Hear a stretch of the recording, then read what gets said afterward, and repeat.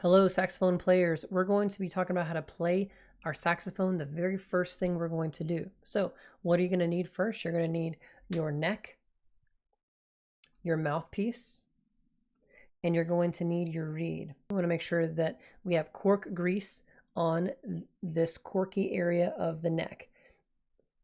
The reason for that is when we put our mouthpiece on, we want it to be semi-easy. If you have to use a lot of strength to get that mouthpiece on, you're going to inevitably bend this rod up here. So you want to make sure you cover that, put your palm against the metal of the saxophone, and then grab here and then rock so that you don't accidentally bend this area. This is super sensitive, this rod right here. Once you've got it together, make sure that the ramp of your saxophone goes up and then skates on down the back side. If it's twisted the opposite direction, the ramp will go like this, going downwards and then around. That is wrong. Don't do that. Make sure the ramp is going up. Also, make sure the center of the mouthpiece, the middle of it, lines up with the center of the rod up here, this lever. I'm going to teach you how to make the proper face for this instrument. The first thing we want to do is we want to acknowledge that on this ramp goes your top teeth, and it goes right about here, okay, where my fingernail is. Somewhere in that area. It moves, by the way, depending on what register you're playing in. Don't get too attached to right here, right here. Basically, don't go too far forward. But if you stay in this area, this is kind of the magic area. All right, so teeth on top. And then we're never going to put our bottom teeth against anything on the mouthpiece or the reed. We're actually going to cover it with our bottom lip like this. Just a little.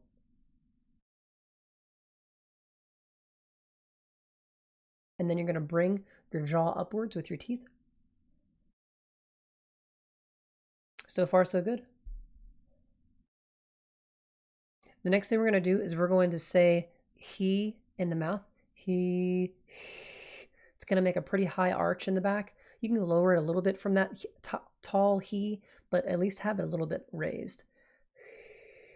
So you're making kind of that sound. Okay. He. Other thing we want to do is we want to make a tall mouth. And when you make that he sound, that little he sound, while you have a tall mouth, it'll sound like this.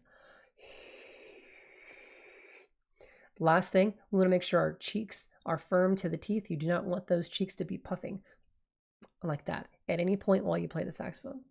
So, teeth on top, jaw up, tall, like you're saying, oh.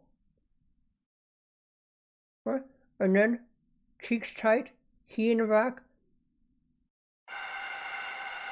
You want to aim the air coming out of your mouth into this cavern right here. Don't aim it outside. Don't let it escape to the sides of your mouth and go on the side of the mouthpiece. You may find that it kind of shoots back at you if they don't have a reed on it. And that's okay, as long as it's not coming out on the sides.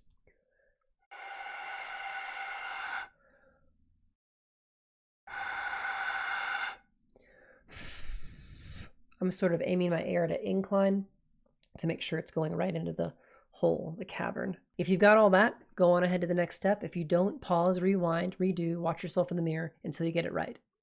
The next step is going to be your reed. So we've got this reed inside of this case. We're going to grab it by the back end and pull out ever so slightly.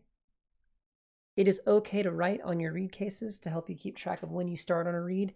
So it's always a good practice to start them and don't play for more than like a couple months on them and replace them because they do get kind of weird. Tasting, smelling, they stop working as well, things like that.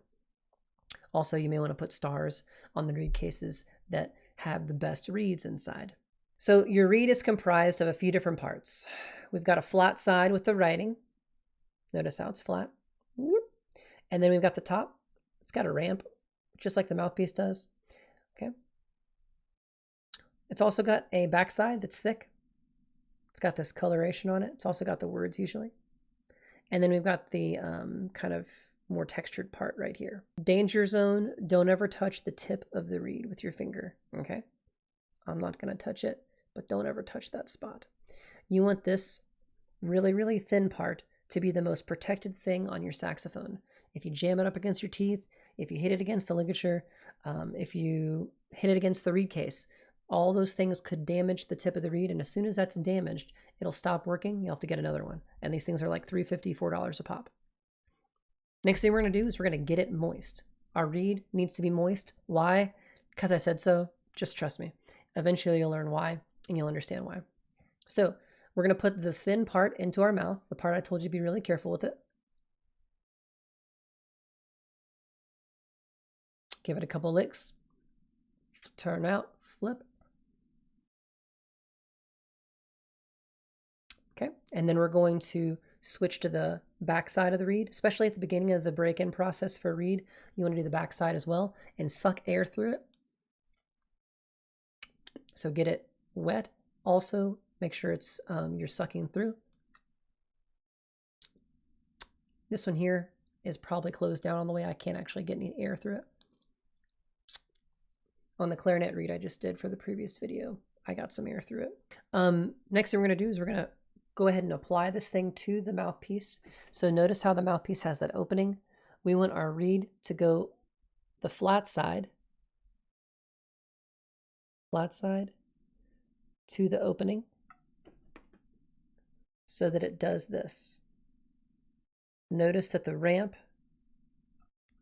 is this way. Okay, so we're not on the ramp side, we're on the flat side with the hole.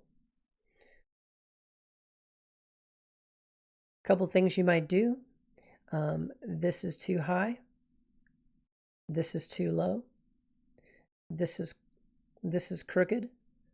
This is crooked. This is fairly square. Fairly. I'm still working on it. I'm going to do the fine adjustments once I get the ligature on. The next step you're going to do is you're going to get your ligature on. So your ligature is this guy. You want to unscrew the screws on those so that you can see not a whole lot of screw on the other side. And the reason for this is because if it's too closed when you go to put it on the mouthpiece, it'll be hard to get it all the way on.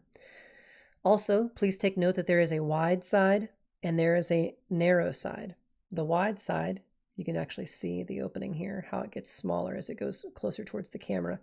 The wide side is going to go on the saxophone mouthpiece reed first. If your reed is nice and moist, it should stick to the mouthpiece well enough for you to get this ligature on. When you go to stick on your ligature, you want your screws facing towards the ceiling. You also want them facing to your right. In the video, they'll be facing to the left, but to your right-hand side. That'll make sure that the wide opening is going on first. When you go to slide it on the mouthpiece, be careful not to chip the top of the reed, where we talked about was very sensitive. And you want to pull that ligature nice and far down. You want to make sure that this ramp hump, the ligature is past. Once you've gotten it on, then it's time for us to do a little bit of turning to get the ligature a little bit more set. So right now the screws are very loose. Just kind of turn until you feel a little resistance and then stop. What we want to do now is we want to make some fine adjustments to the side rails. You can move the reed at this point and you'll be able to move it just a smidge so that it gets into the right spot. So as you're looking at your reed, you want to make sure that it's lined up perfectly with the center of the mouthpiece, and that you've got a little bit of black line from the mouthpiece exposed up here. See that little bit of black line? You want to see a little bit of that.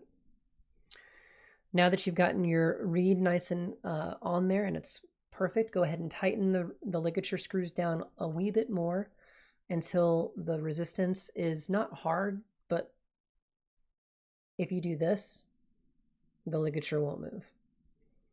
You don't want it to be too tight. Now that you've gotten your mouthpiece assembled and your ligature on, we're going to review how to make that face we made on the mouth the first time. So before you try to play, remember the steps. First off, lick it, because you don't want to be playing on a dry reed. Teeth on top, bottom teeth covered. closed, tall mouth, cheeks tight to teeth, and a little bit of he in the tongue. Make sure this is pulled firm.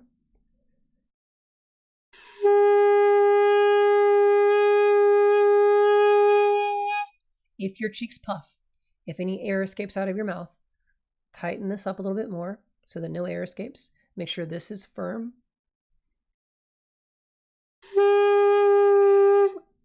If it's still coming out, you might be blowing too hard. So relax the air a little bit and open the mouth and make this sound.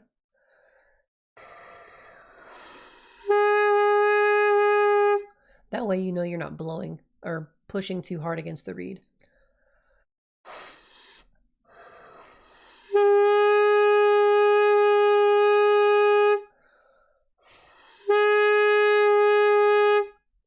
If your sound is lower than mine, if yours is like this, that means you might not be putting enough upward pressure from the teeth. In that instance, I was actually not using my teeth at all, bottom jaw strength at all. I was just lipping it with my bottom lip.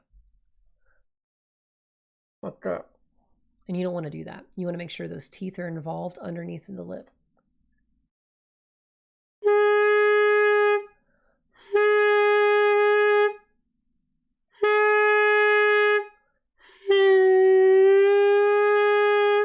I made that go from low to high by relaxing too much and then puckering forward.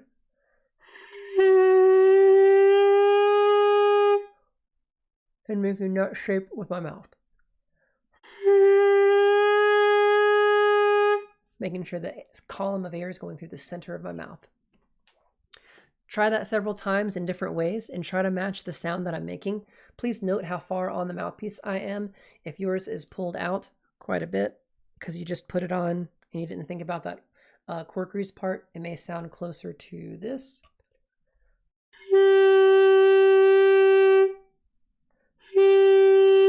And remember, mine was like a lot higher than that. So that cork on the mouthpiece makes a big difference. All right. Good job. You guys are doing great. Bye-bye.